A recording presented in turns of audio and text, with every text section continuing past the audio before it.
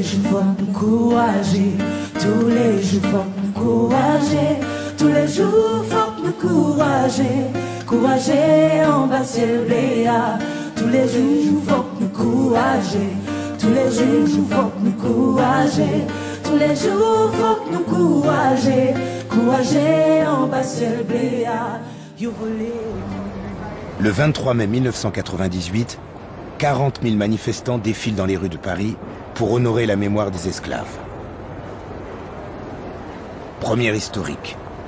Cette marche fut le point de départ de la quête identitaire des Français descendants d'esclaves.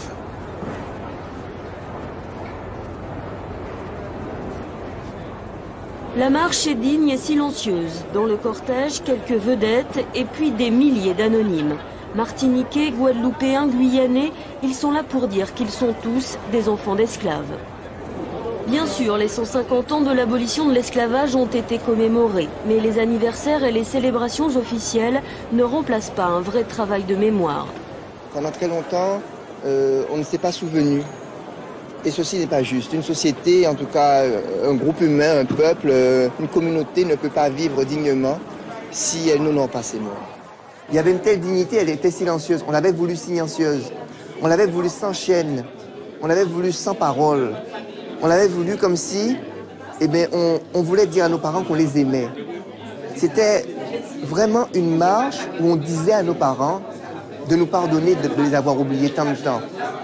Donc on n'était pas dans une démarche de revendication. Donc on était dans une démarche extrêmement apaisée. Moi, elle m'a apaisé. M'a beaucoup apaisé. On a ouvert une porte, 98, on ne l'a pas exploité médiatiquement, on ne l'a pas exploité politiquement. Madame Taubira a pu s'en saisir pour que l'esclavage soit déclaré crime contre l'humanité. Tous les jours faut